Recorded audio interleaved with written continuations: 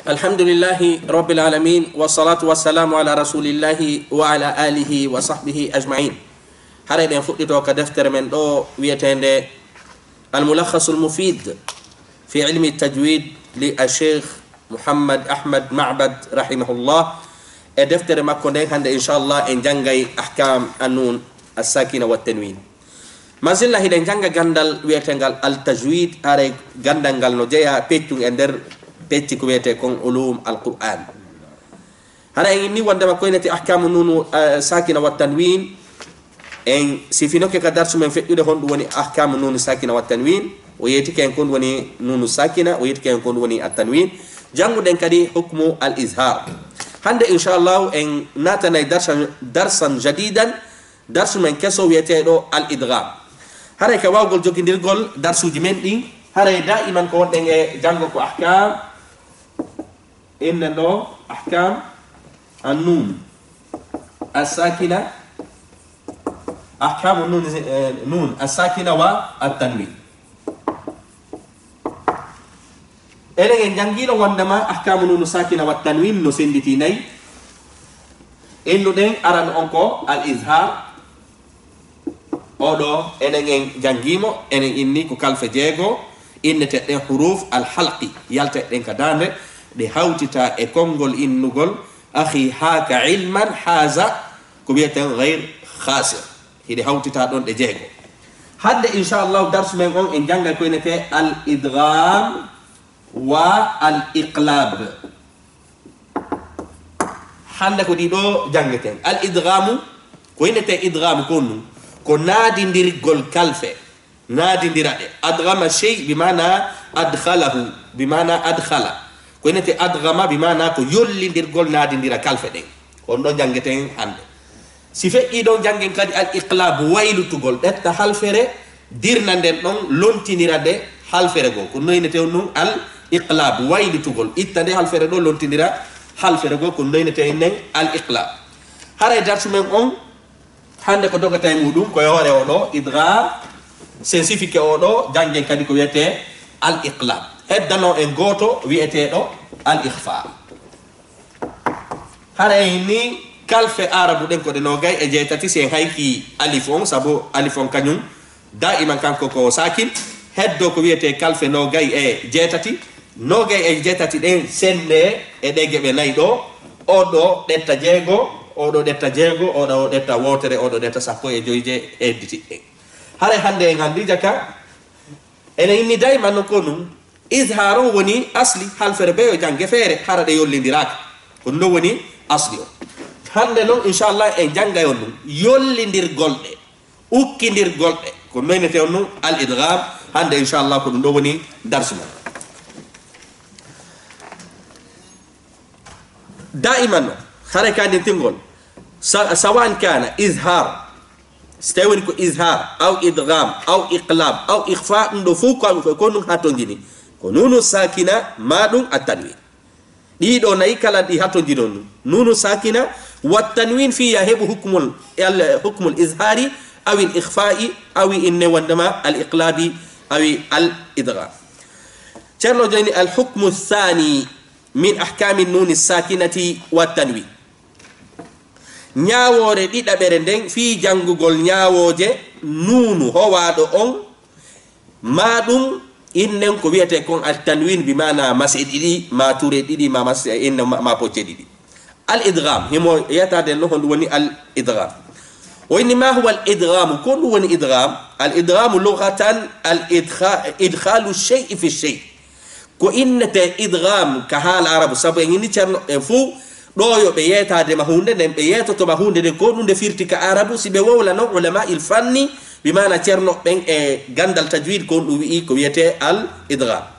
باني لغه كحال عرب سا اني ادغم هذا يكون دون فيرتي ادخال الشيء في الشيء هذا يكون ادغول هوند اندر هوند كلا كون ادو دا هوند اندر هوند كلغه يسمى ادغاما. تشارلو جو لو وداني مثال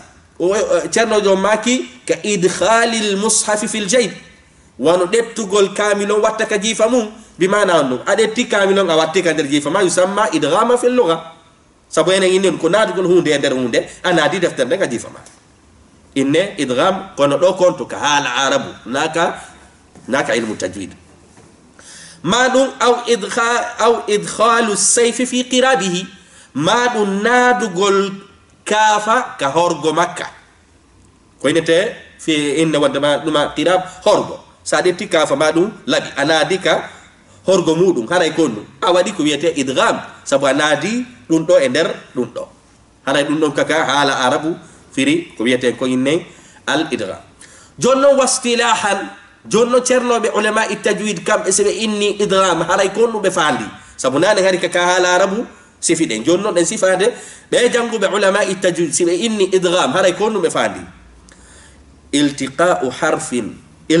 harfin sakinin بحرف متحرك بحيث يصيران حرفا واحدا مشددا كندو إنتهن الإدغام كعلماء التجويد بمعنى أكو فتقول حال فره هوينده فتدا حال فره مسانده يولي ندراده وانتا حال فره واتره سدنده كندو ونيونو إدغام مالا سفان كو فتقول حال فره هوينده حال فره مسانده yollindiraɗe ɗe wonta halfere wotere siddude ko ndoynete non idgham jonnon sa ɗetti halfere howinde anaadi e nder halfere masande sabu si tawi idgham o waɗanoka ɗen jangal to wayno laabi ɗiɗi fi janngugol halfere nden arabu ɓe no eni haala maɓɓe kanko no mabniyun ala tahfif haala maɓɓe kanko foy gintingol wimana koya wuuɗu aranga son jaaki ko ɗum haala maɓɓe kan mayi ore muɗum nde tawde innen wondema halfere nden ɗengal ngal to way laabi ɗiɗi fi a janngugol ɓe inni hande kadi on ɗum ɗettu halfere howande nden naada e nder halfere nde howaka nden ɗengal ngal hara ko nde wotere ɓantoto o liyeyo ɓanto laabi ɗiɗi fami ke ko fiyon ɗum waɗante idgham ko waɗante ko sabu kalfe ɗen imma ko ɗe goote ma kalfe ɗen no nandi ma kalfe ɗen no ɓattodiri kade ɗuma yaltata ɗon hande kadi noon o liyeyo ɗengal ngal waɗu voyage uji ɗiɗi yaaduji ɗiɗi ɓe inni ukkidirɗe hara ɗengal ngal ko nde wotere waɗata ɗum wawlowo on kañum kadi sonjota ko wolugol ngol ko ɗum noyinete al idgham jon noon ɓeyni on kam adad huruf al idgham famike ko fa masala si min ɗo joni man yaqulu ndare no mi ɗuma windirta noon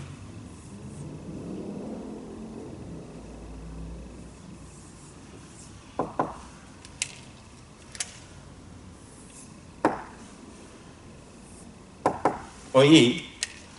addal ɗo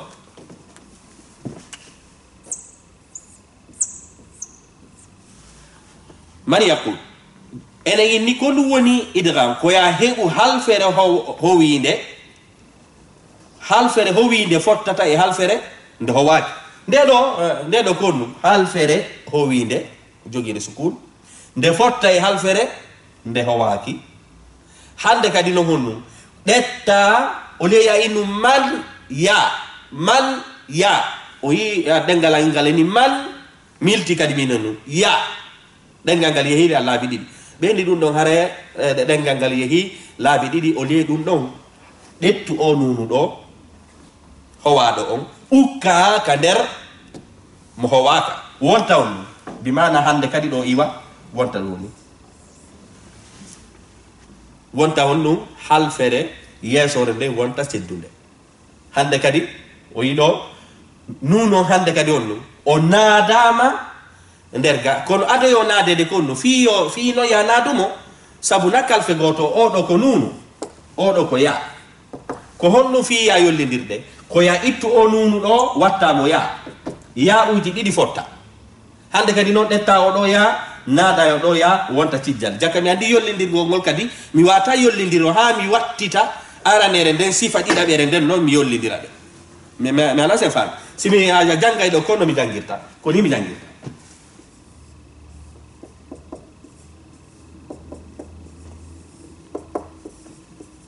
oyi min ko ni mi janggirta man yaqulu o yi ɗo halfere nunu on ɗo wonti on ɗum nunu ko nunu on ɗo watta ya oɗo nunu on ɗo o wattama on ɗum ya hande kadi noon oɗo nde tawde yawuji ɗiɗi fotti ka haala arabu kalfe goto si fotti ndeya koyo wontu ciddal nde ɗetta no hande kadi nde wonta nde watta a ciddal halfere nde wontini halfere nde nde wontiri ni jaka mi andi on nun jaka hila mari ko wiyete amaliya la mari golle ɗen kon ɗum koyemi ɗettu o nunu ɗo kono noon ɗum ɗo innen ɗum ɗo kaka janngugol tun wattugol oɗo bimana min ko ni mi jangirta kono nani mi windirta famike ka haray wattugol o nunu ɗo ya ɗettamo yollamo ka nder ya ɗum ɗo kaka janngugol naka windugol ka windugol a winday nunu kono ka janngugol on joni noon jaka mi andi koya yollidir e janngay ɗo joni ñuncoɗa e kalfe nayi sabu en ini ɗeɗo kadi ko ɗe jeego kalfe nayi je ɗen koya yollidir woni gollal ñuncoɗa kadi ɗiɗi ñuncoɗa kadi embere ka wallinta kolli ɗiɗi ma innen ka ɓantata kolli ɗiɗi bimana harakatani joni noon ɗo enen e jangga joni no woodi ɗo woɓɓe yollidirayɓe hara ñuncaki ɗum ɗo ɗaɓɓaka inari nu may yaqulu ɗo anga yollidiri ko noon ɗum a ñuncaki fuy ñuncagol ngol kaka nder kine ga ka haysum may yaqulu may o yi ko be mi janga mo ana nder ga sabu ɗo hilan mari ko wiyete no idgham bi gunna ko ya waɗi idgham woni gollal waɗa kadi gunna ñuncoɗa na ya yollidir tun sabu buyno janga ɗo nu may yaqulu ɗo anga yollidiri kono anga ñuncaki haray ha ɗo ni anga waɗali idgham ɗaɓɓa ɗon ko ya yollidir ha gasa ñuncoɗa joni noon honno andirta anga jangguima moƴƴa ɓeni ko ya jogito ɗo ko ya jogito kilal ngal sa jangi tawi halfere nden nde yalti hiɗa jogiti kile maɗen ala e fofude an ka jangi andu hina no jangirta sabu tuma ñunciɗa o sa jogi ke kinal ngal halfere nde yaltata sabu sa ñoƴƴi ɗo hande kadi ñuncagol ngol ga wawata yaltude jono tuma mi semini ɗo joni may yaqulu hatta lan ombikine ɗe lan jangude wimana mi ala e ñuncade tuma jogi tuma ñunciɗa tigiri wo sa jogitike ɗo halfere nde nde yaltata sabu fiyon ɗum sabu ko wonɗa e ñuncagol kon saloto yo halfere nde yaltu famike ɗon ka ko ɗum a ceerno jon inni ɗo harayno kalfe makko ɗen ko jelu adadu hurufi l idgham 6 aw 6 ahrufin ko kalfe jeego faqat wa hiya alya'u walra'u walmimu wallamu walwawu wannun wa hiya majmu'atun fi kalimati yarmuluna hare noon hiɗe mari inna ɓe onu yarmaluna sella oɗo ko yarmu ko bi dammil mim ko yayno yarmu fi holɗo sabu oɗo komin ramala yarmulu faala yaf'ulu warata faala yaf'alu yarmuluna famike ga joni noon jaka mi andi o noon hurufu ko e ɗuma wiyete idgham kon koɗe jelu koɗe jeego ini ishar ɗetti jeego ɗeɗo kañum kadi koɗe jeego ɗe fof ɗe hawtita e nder konngol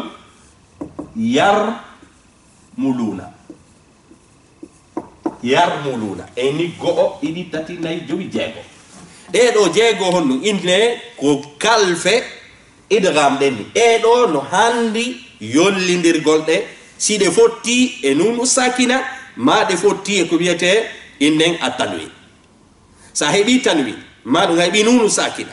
yeeso majje a heɓi goto e ɗeɗo waɗɗike mawnu ɗettugol on nunu sakina ɗon ma tanwin on te tanwin kañum kadi ko nunu sakina waɗɗike ma ɗettugol on nunu ɗon yolla e nder gotol e nder ɗe kalfe ɗo joni noon enen en janga joni ɗeɗo kadi no senditiɗe ɗiɗi kaka yollata ñuncoɗa e ka yollata hara a ñuncaki ka yollata ñuncoɗa e ka yollata hara an a ñuncaki ɗe fof yollugol ngol no tawa bimana yollidirgol ɗe no haray koto ɗe serti nayije ɗen koya yollidirɗe ñuncoɗa ɗiɗije ɗen yollidira hara an a ñuncaki enen en janga joni bi tafsil misal ko ceerno jon addanta en ɗo haray ko ɗumi famata ila mari ɗo yarmuluna joni noon haray aɗa mari ɗo innen ɗo hiɗa mari yanmu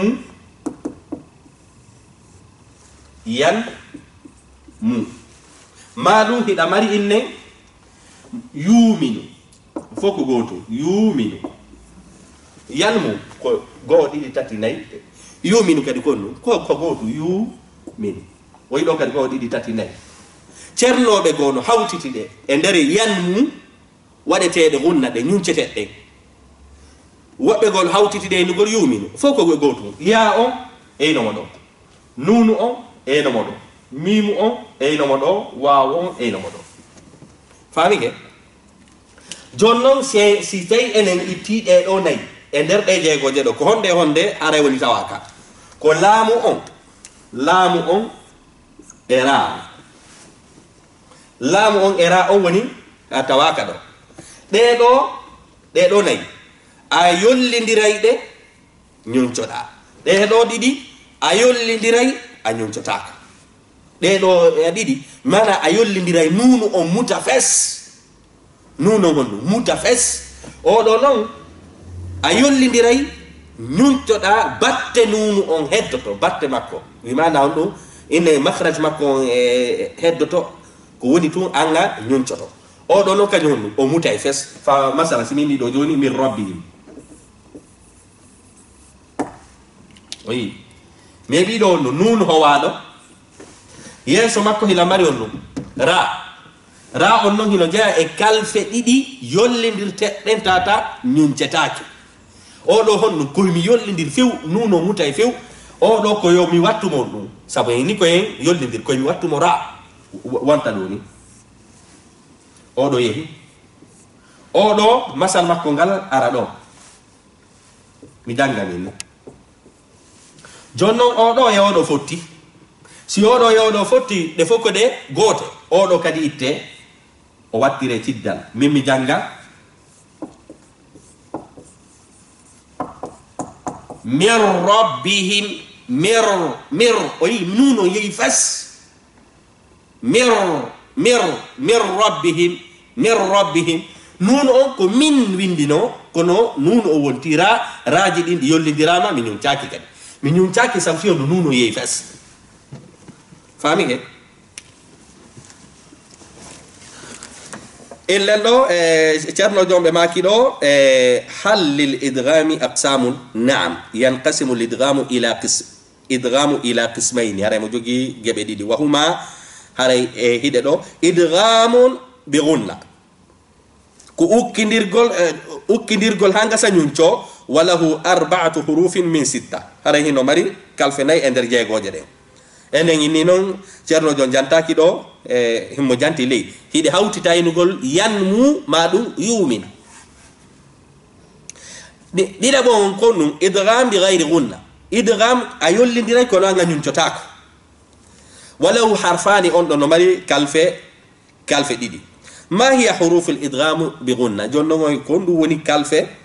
inna waddama o inni ɗo al qismu l awwal min al idgham haɗa geɓal aranal ngal ka ukkindirgol idgham bi gunna ñunceteɗo mi himo inne idgham bi gunna mo inne kadi on idgham an naqis ko idgham ko yollidirgol kono mo ɗuyta sabu fiyondu sabu nunu on batte makko no nder ton so tawi woni mi jangi inne fa masalan ɗo adden ɗo fa masalan min wali o yiɗo ɓeeɓi nunu sakina yeeso makko meeɓi waaw on hino jeeya e kalfe ñuncete ɗen yollidirte ha gasa ñuncire kadi harakatani joni noon ɗo kon num ɓeyni ɗo no inde no idgham naqis ko ya wat idgham hara no ɗuyti ko fiyon ɗum ɓeynani no ɗuyti sabu hito nunon haray no nder ton o yimi ñuncike kadi a nder ga kono nunu on no nder ton hito makko no nder ton ko ɗum ɓeynanimo naqis a yollidirali fof sabu hito nunu hunkur no nder ton seeɗa nalen noon kañum yollidirno fof min rabbihim ɗon nuno yehi fes o inne idgham kamil on ɗon ko idgham kamil ko timmuɗo oɗo noon ko num ko naqis sabu fiyonno sabu sifatu nunu on ha ɗo ni no heddi nder ton seeɗa bargol makko mana sen faami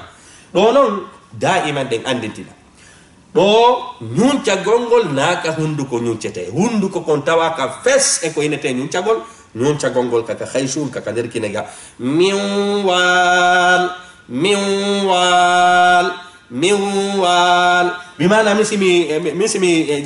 mi ko no mi jangirta do ko ni mi jangirta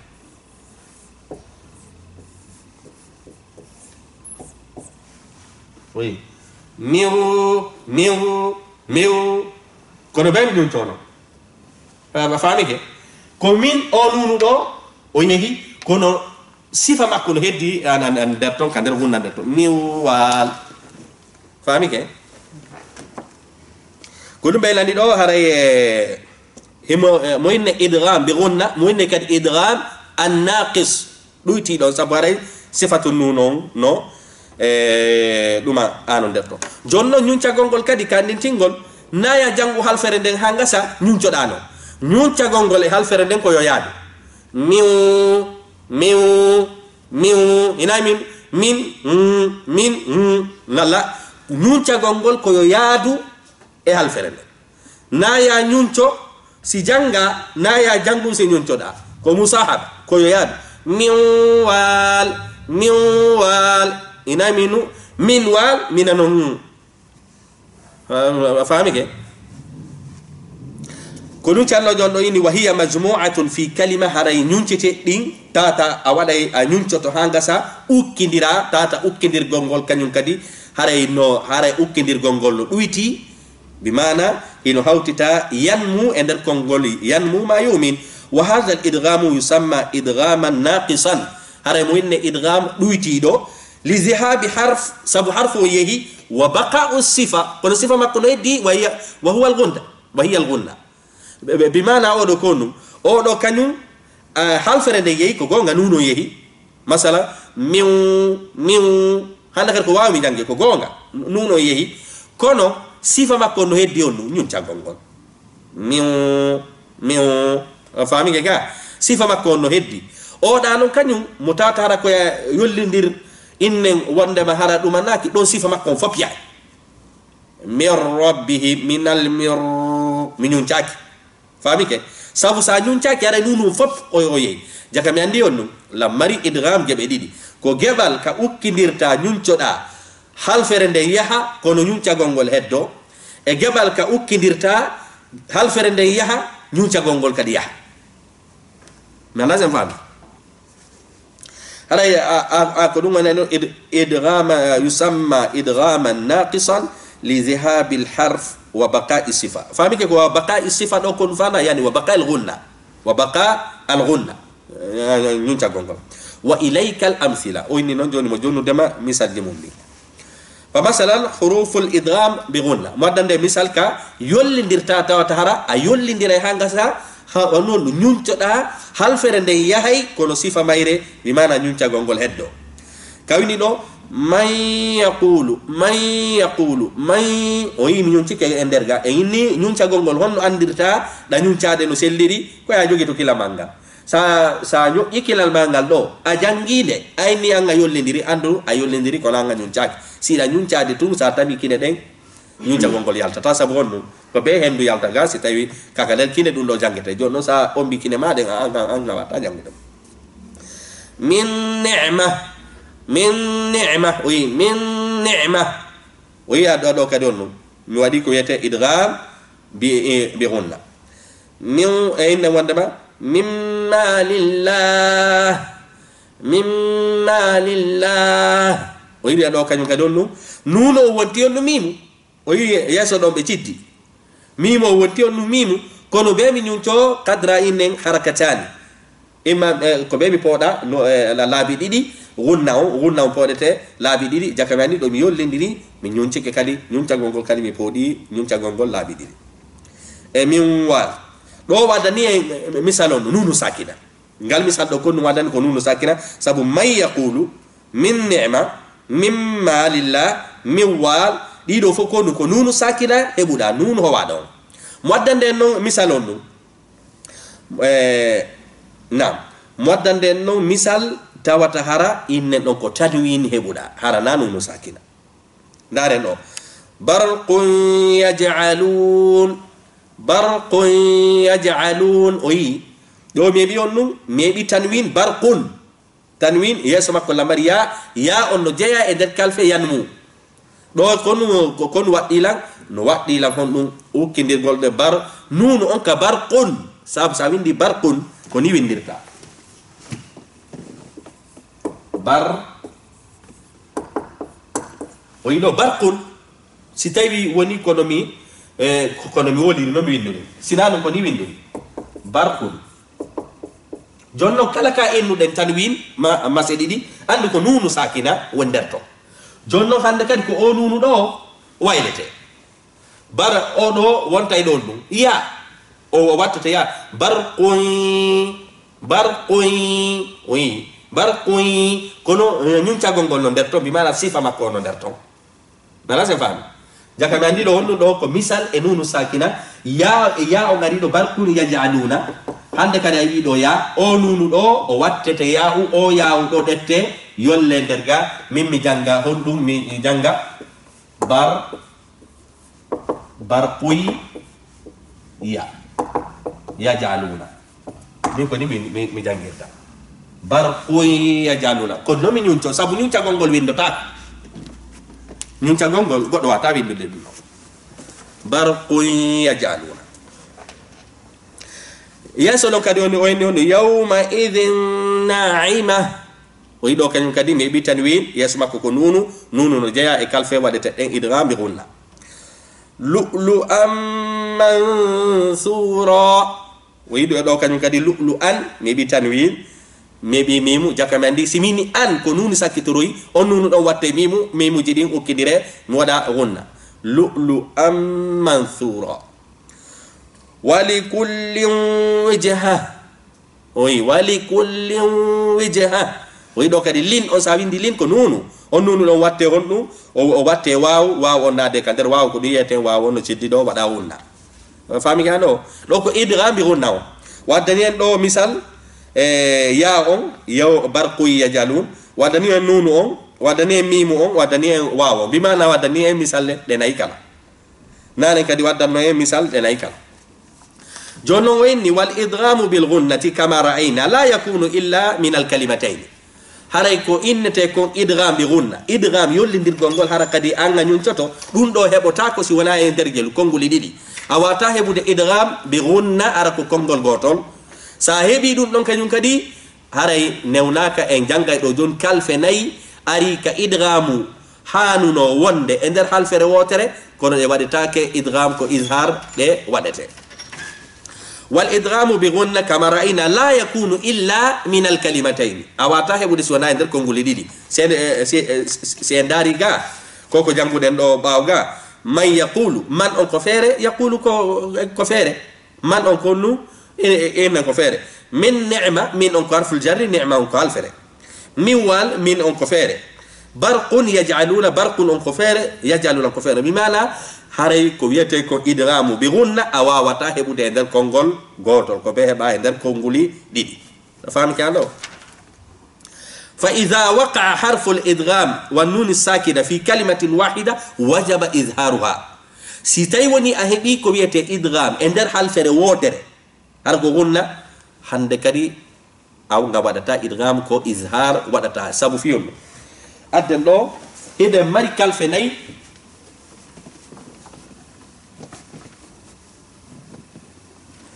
heɗa mari kalfe nayi duniya e sinwa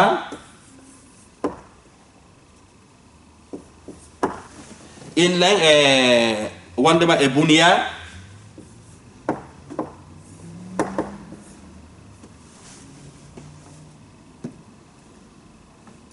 adde ɗo e afwan hekkidiren ɗe duniya adden e buniyan e sinwan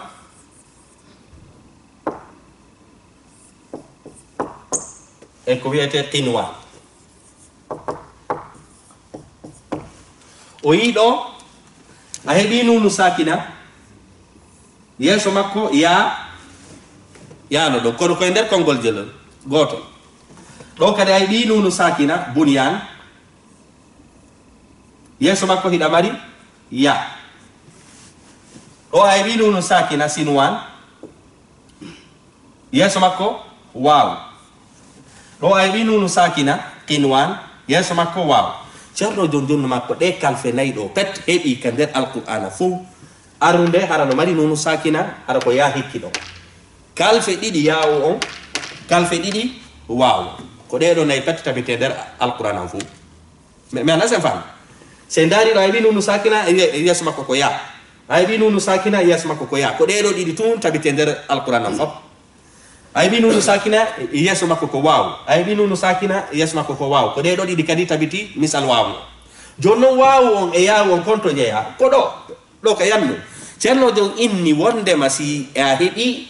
nunu sakina yeso makko tawi koye yawuni a tawata ko halfere wotere waɗetake idgham ko izhar watte nana se fa ɗeɗo no yalti ka nder ñawore gonɗe e janggude ko ɗeɗo kañum jaɓata waɗede idgham sabu sa waɗide idgham halfere nden bonay sabu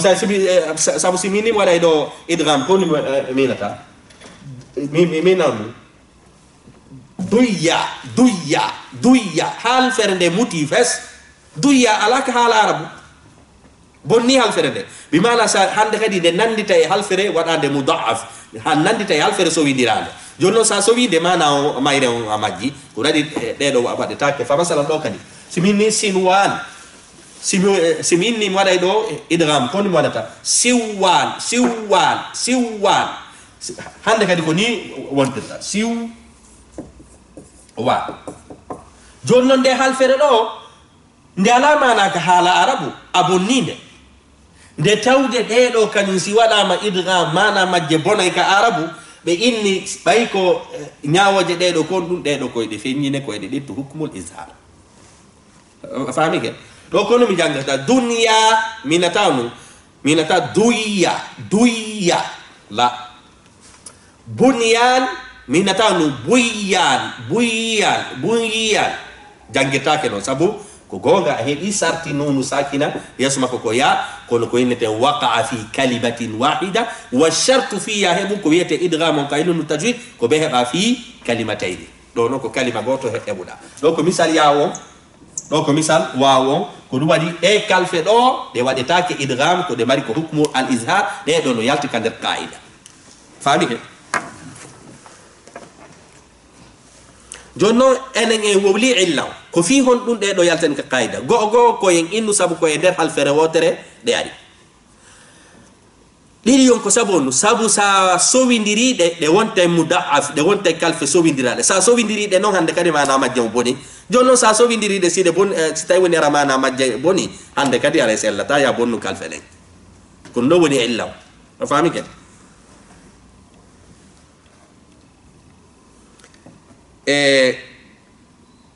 كل واحد يشأنه جنين والإدغام بغنة كما رأينا لا يكون إلا من كلمتين فإذا وقع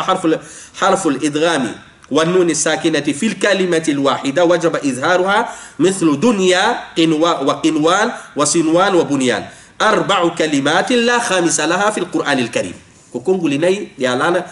دوما جواب اوري كاندر القرآن كو ديدو بت هبي كتاوا ترى ايبي نون ساكنة ايبي يا اما هبي نون ساكنة ايبي واو يا سماكو كاندر القرآن ويسمى هذا الإظهار بالإظهار المطلق او دو كونو نينتي إظهار مطلق كو يا وادو مونو سابو كو فيونو بيناني كو مطلق كو فيونو بيناني مو كو مطلق سابو او دو دي دو كانيوم إنن إظهار كانيوم كو بيهبا كالفه جيغو إدغام كو بيهبا كالفه يرملونا دي دو نو كانيوم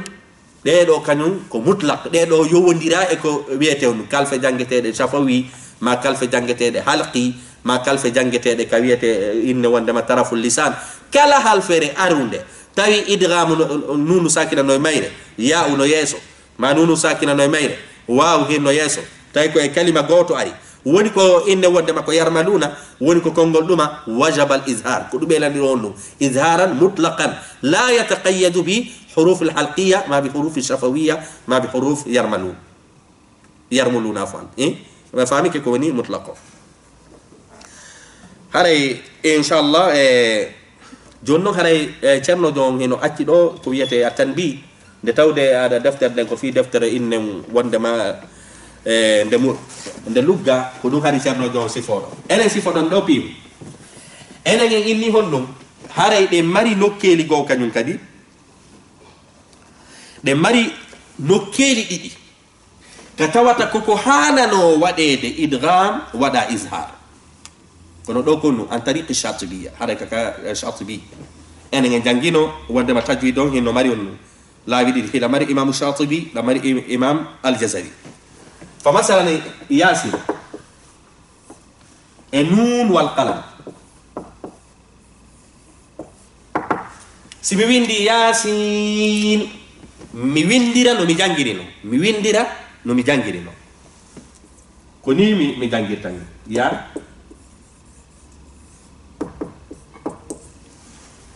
oyi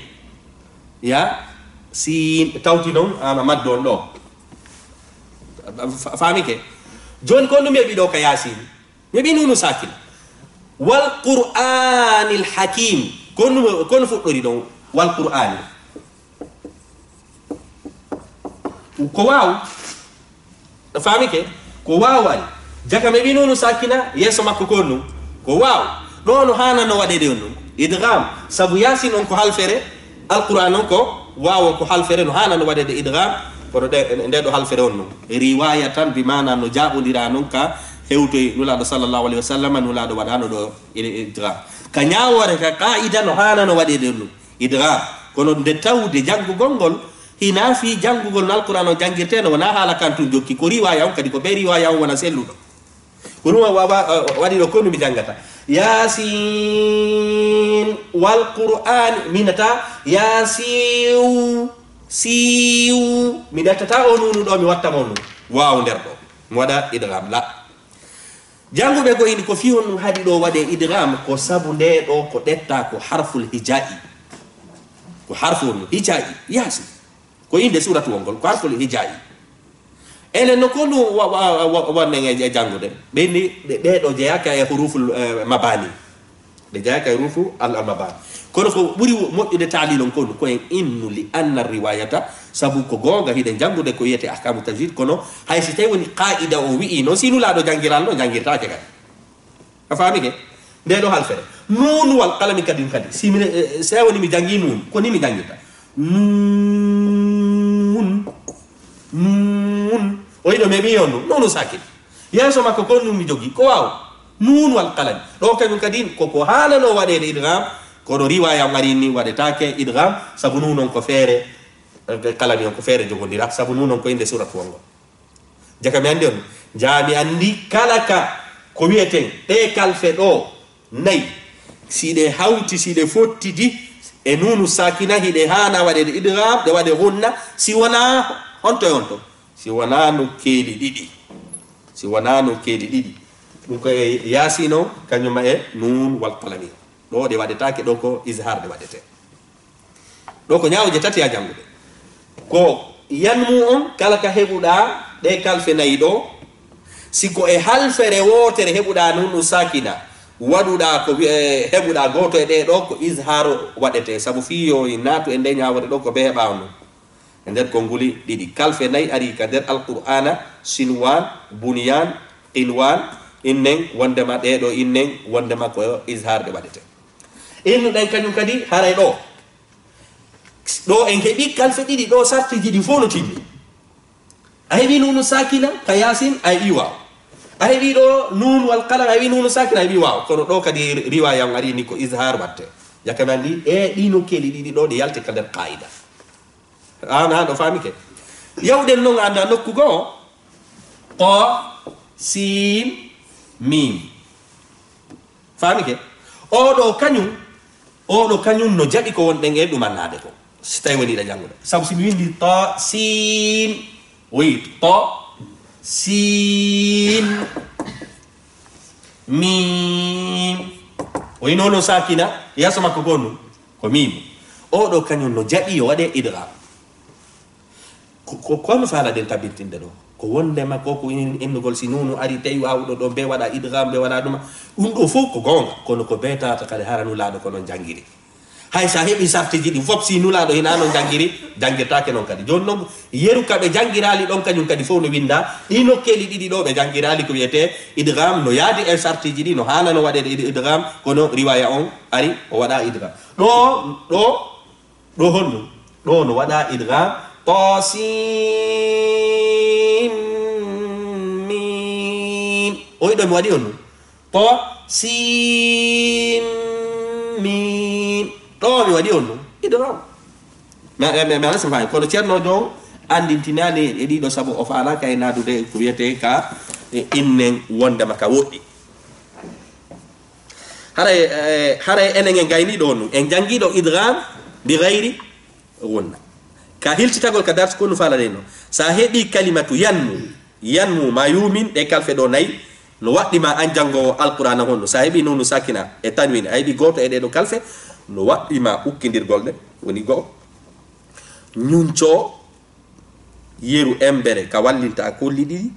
ma ka tamata kolli ɗiɗi si wona no keeɗi ɗiɗi ka yasin wal qur'an e ka num wal qalam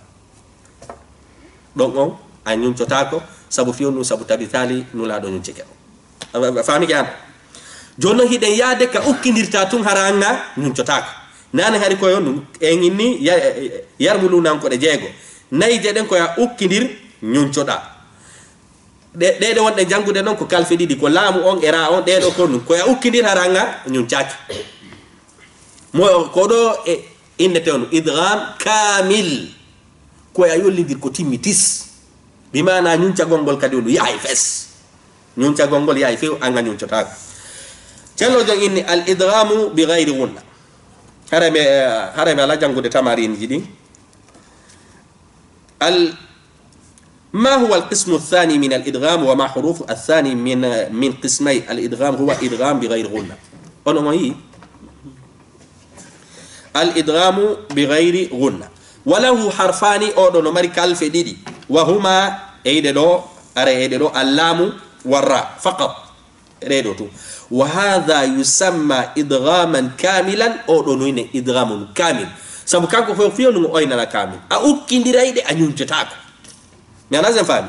a ukkindiray ɗe a ñuncotako ono feƴƴuno ɗo nu an a ukkindiray ñuncoɗa fami ke li jon noon himo yiyatade ko fiyon ɗum oynani ko kamila li zihabil harfi sabu halfere nde yahay bimana nunu sakina o ma tanwi noon yahay fes wa sifati e gunna on ñuncagol ngol maan ɗiɗiɗi kala ɗi yatay anna ñuncotako min rabbihim fami ke ga o yiɗo min naali mi ñuncaki min naali kadi onu min nuno yehi nuno on yehi ñuncagol ngol yehi hande kadi oɗo ina idgham kamil bimana honnu halfere nde yehi zihab al harf wa zihab as-sifa fami ke misal muɗum ko num fa masala ceerno jon addani en ɗo misal muɗum mil ladun mil o yi mil min nalon min on nuno yehi mil jonno mi ñuncaki kadi min nal mil mi ñuncaki min si mi jangay ɗo kondo mi jangirta dara no mi jangirta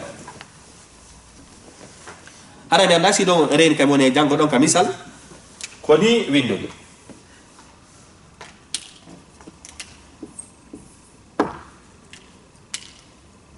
ni min ko min la dunhu ko ni halfere nde wonirno ka fuɗɗoro ay ɓi nunu sakina yeeso makko hiɗa mari laamu e ni laamu on e ra on ko ñawoje ɗiɗi jogiɗa ukkidirgol ɗe hara ñum caki joni noon oɗo nunu watte on num saabu a wata ɗettude nunu yollaka nder laamu ko be watta tawa nunu mon num laamu halfere nden nde wontoyani mil la dun o yiɗo nuno wonti on ɗum laamu joni noon laamu e laamu fotti hande kadi ko on ɗum kara ɓuɓɓen si kalfe ɗiɗi nandude ɗe fotti kadi koyɗe gotal ngal koye wonto ɗum ciddal halfere nde nde wonto ini hande kadi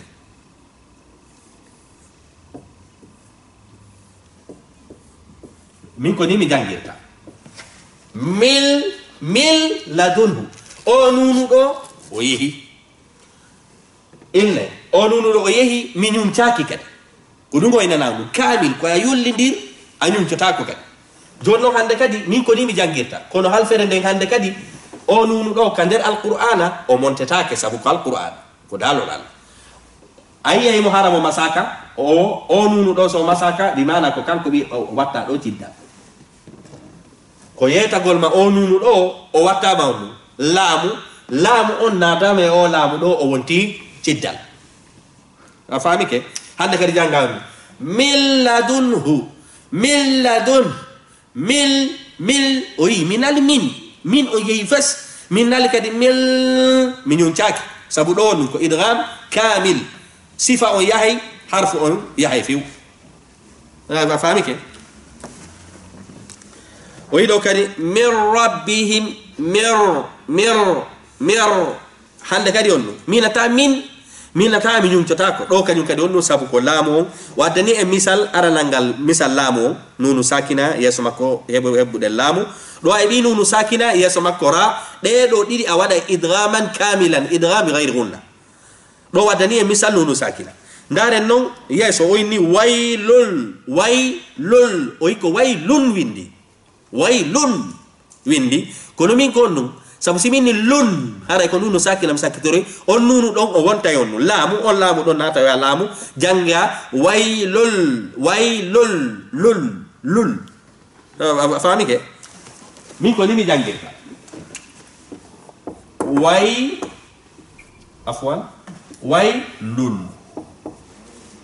min ko ni mi jangirta waylul a faami ke ko waylun windi kono on nunu ɗon o wonta e laamu on nata yo laamu o wonta ciddal wonna on kañum kadi yaha fes hara ñum caaka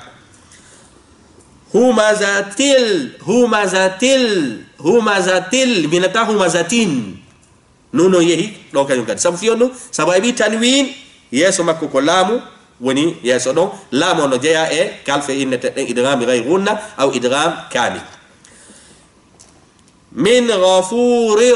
min ghafurir rahim oyi meɓi ghafurin meɓi tanwin yeeso makko lamari ra on nunu ɗon o wonta ra ko ɗum waɗi o wonti ɗo ciddal mi ñuncatako kadi ɗo halfere nde wo sifa mayre o wo bimana gunna o woya faami ke joni noon ceernojo waddani en ɗo o inni fa wa khudhi dalil lil idgham bi qismayhi min at-tuhfati fi abyati qala an-nazimu rahmatullahi alayhi joni noon mo waddande en koko janguɗen ɗo fof e nder gimɗi yuɓɓaɗi woni on ɗum ɗo ɗe wathani idghamun bi sittatin atat fi yarmuluna indahum qad sabatat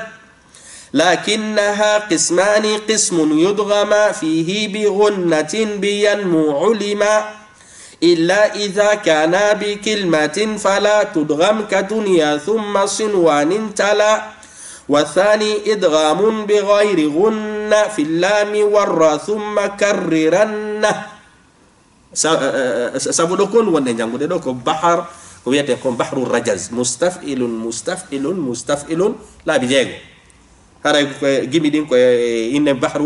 الرجز دي كوياتكم دي دوما يبقى hara mi firta gibi ɗin woni wathani ɗimmo on sabu mo yetinoke on aran o wa huwa al izhar o mo yetinoke on aran on woni wathani ɗimmo on kanunu sakina wa tanwin idghamun koko wiyete idgham bi sittatin atat hara ɗen ɗon ɗe ari e kalfe jeego fi yarmuluna hiɗe hawtita e kalimatu yarmuluna mana se fami e gimol ngol عندهم قد ثبتت وانما كجانغو عندهم كما بمعنى كجانغو علم التجويد قد ثبتت دو دي تابيتي كو دو تابيتي كو يته حروف الادغام لكنها كوني تون دي جانتا دي لو كيرملون قسمان كو جيبه ديدي قسم كو جبل يدغم فيه بغنة تا تهرانو يولنديرeno ñunke den non ko honde biyanmu hide hawtita e kongolingol yanmu ulima dun do andama yanmu on haray de andam illa si wona idha kana bi kilmatin si wona hara a heɓuɗe ɗo e nder konngol gotol fala tudgam haray anga waɗata idgam en inni ko kalfe nayi ada tabiti ka nder alquran sinwan bunyan e ko wiyeten duniya e ko ɗuma oyni atuna oyni noon ka duniya wano innugol duniya summa si ɗum ɗon feƴƴi sinwan e kalimatu sinwan tala haray ɗeɗo ɗe janngam joni noon o addani e misal ka duniya misal yaw on ɗuma sinwan o addani e misal waw on kono ɗeɗo en heeɓi nunu sakina badal ya nunu sakina badal wa koye nder kalima wahida ko ɗum waɗi ɗo ko ishar mutlaq watte woni no wathani ɗimmo on geɓal idgham on idghamun bi gayri gunna ko waɗigol idgham ha gasa yollidira kono hara anga ñum caki ɗum ɗon noon ko honto watta ɗum ɗon fi lami warra kaka laamu e kara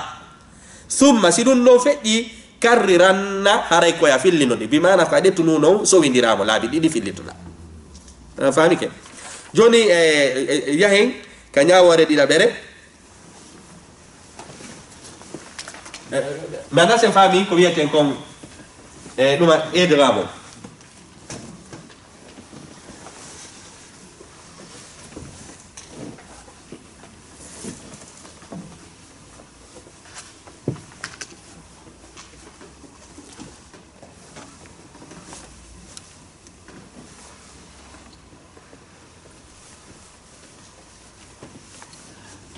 daiman ta en ɗuma hejjutu daiman ko nunu sakina wa tanwin wonɗen e janngude ñawoje heɓugol tanwin e nunu sakina yeeso majje heɓa huruful al izhar ma yeeso majje heɓa huruf al idgham en jangi izhar on ko kalfe jeego akhi haka ilman haza gayr khasir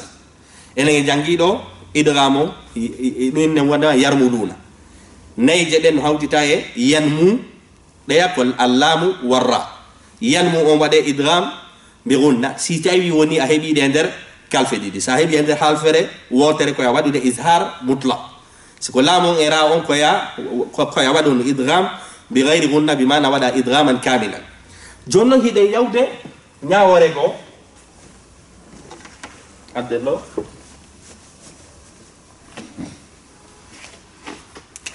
kannin tingol joni ɗo ko gaynuɗen kon ɗum en jangi ko wiyete al izhar en jangi ko wiyete al idgham innuɗen oɗo no senditi ɗiɗi idgham bi gunna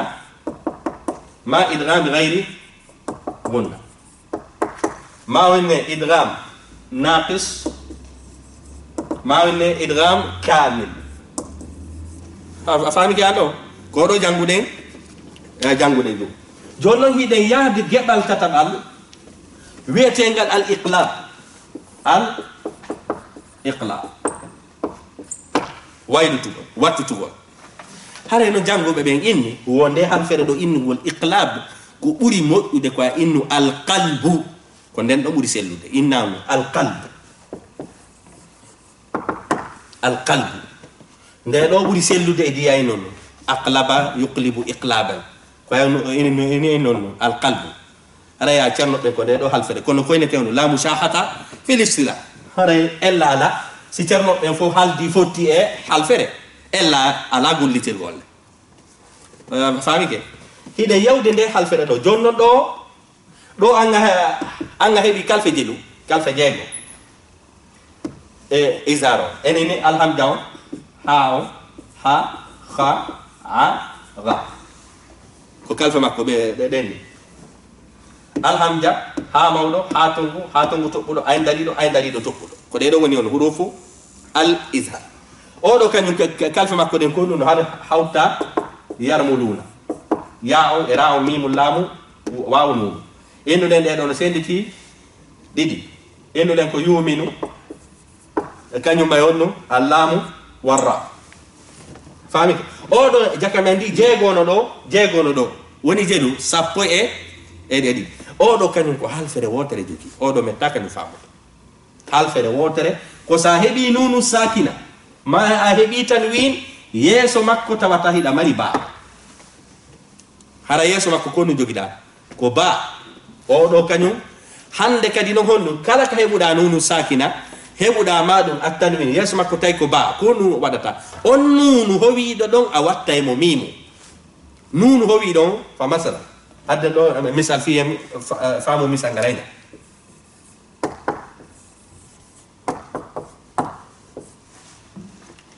o yido nunu sakina yesa makko konu ko ba hande kadi no sa yeka alqur'ana hibe wadam mamande si awawali jangul gol ilmu tajwid hande kadi har atta be wala ma do mi mun to suko ko yeta gol ma o nunu wo mo yida do himo windi do kono anko ya jangol dum mim innanu min ba'di kono non kono ko ya suudumo ko ya wadu kadi ikhfa min ba'di do non ko ya hibbindiro non toni di min ba'di anbihum bimana do kono ko ya hibbindir min ba fahmi ga nay minu min ba'di fahmi ke bimana do me binunu sakina ko nunu sakina honno ko fiyonno be nani mo iqlab ko waylitugol ma wattutugol bimana a wattitiri nunu on hondum mimu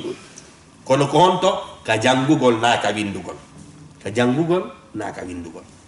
fahmi ke donc go jonnon goddo no wawi landade ene ko fi hon dum haadi be wattitira o nonu do halfere go be wattitira mo ha mawdo madum be wattitira mo halfere go harayna mimo jangube ben inni wo nunu on e mimu on hidi nandi e nokkeli din fab alamu nunu nandi e nder kalfe de fo buri mimu ko du wadi mimu on jonna inna wande ma ay o do jonnon o do lontimo sabu hidi nandi ka yaltugol kada yaltata do non no de jangirteno goddo no wawi kadi landade ene ko fi on hadi accirani harabe waylita nuno ko ene ten hala arabu kan no mahi hondum e newende sabu sayni min ba be dengal gal iwa dow yahay dow iwa dow yano yakanyum kadi ali be di no satti wowugo min dengal gal yekada ko di dow dori ba dum andi ke be ni dum newende ala do fiyo newende wonu watte ngodo mimu hara hunduko kon dengal gal ko de wotere pet o leyo jaw jippo hara ko de wotere jabata jangawno mimba o inani ari kono min mi jippo ba fami ke ko nunu on wattirana mimu ko sabu nunu on mimu on e ba on no battondiri nunu on non e ba on battondira kono nunu on e mimu on hidi nandi be inni joni dette mimu on wat e lontinire nunu on hande kadi mimu on de tawde kanko e odo haray no weli jangude newende ko don woni be ni ko jangu min baaji fami ke haray ko dum no woni sirron wattutugol mimu on ronki wattutugol halfere go sabu inne mimu on kanyum e ko wiete ba on haray de nandi fil makhraj asir illa do cerno joyni al iqlab lughatan ko woni iqlab ka hala arabu tahwilu shay'i an wad'ihi at-tabi'i ko ittugol hunde e none may rew hari ko nun ko min hari ko nunu itti on nunu do few itti e none may rew wattiro e mimu me ana se fa hari ko nun ko nunu nde do bonnita nde wattawno mimu ay tinunu on e none may rew fami ke ko non ene tewnu ille ko ine te iqlab ko du wadi innen numa coup d'état kanyum kadi ko dum be na ton inqilab be nan no coup d'état ko nu wadi dum no bi mana anga itilamu wodu nongu anga loltini ringu lamu go fami ga ko no ine te awayliti fami ke واصطلاحا اما علماء التجويد سيبني الاقلاب هريكون بفاني قلب النون الساكنه او التنوين ميما عند الباء مع مراعاه الغنه والاخفاء كو هريكون كو ويل تقول نون هو وادون ما تنوين او واتم ميم هوندتو مانو كباء كونو نون هريون كو يا رينا كدي نونتا غونغول e suudu gongol bi mana do kanyum kadi ko gonga anga jangay mimu kono mimu kun kono ko ya suudu kun nyum joda min ba'di min nani mi jangale mimu on wala ba poy ko mi jangu ko gonga nuno wonti mimu kono mimu kun kadi ko mi suudu kun tata kun laba poy فهمك كنو دو قلب النون الساكنة أو التنوين ميما عند الباء كنت تما عند الباء لو كان يكون لفظا لا خطا لو كان كان جانغول هناك دوما ويندوغول تا تكدي هذا جيلو دي تونو نونتا غونغول سودو غونغول فكم حرفا للإقلاب حرف واحد وهو الباء هذا يكون حرف الوتر وإليك الأمثلة للإقلاب مع النون الساكنة من كلمة ومن كلمتين هذا أي نو مثال وندم نون ساكنة كونغول ما كونغول دي جاكم عندي هونو إقلاب كان ينهبو كونغول نهبو كان ينو كونغول دي إدغام بيقولنا أنه كان أنا يودي هو إدغام سيكو كونغول دي سيبي كونغول كو إظهار واتن فاهمك ومع التنوين ولا جونو جاكا سيكو نونو ساكينة كإقلاب أهبا يدي كلا كون سيكا كتنوين كو غوتو كو بيهبا كلمتين أنا زين فاهم إلا نونو ساكي إن إقلاب سيكو كنونو ساكينة هبير دامو إذا واي مهبو كونغول لا واي مهبو كونغولي ديدي كون سيكو تنوين هبير دامو كو بيهبا كونغولي ديدي كنو منين ومع التنوين ولا يكون إلا من الكلمتين أي بتاسونا كونغولي ديدي ناري مسانغالو أدنون أنبئهم وي كل كبير من يوم تجا إني يوم تجا نقول توني دين ما هندو كون جياتهم فيو لون كخيسون جا يوم جته أنبئهم فاهمي كه وي دو ميبي نونو ساكنا وي كميمو بيرنتينا دو يتقول ما أو نونو دو كميمو مجانجته سبو يسمع كوي دماريبا جونو كوي نر حال فرة واترني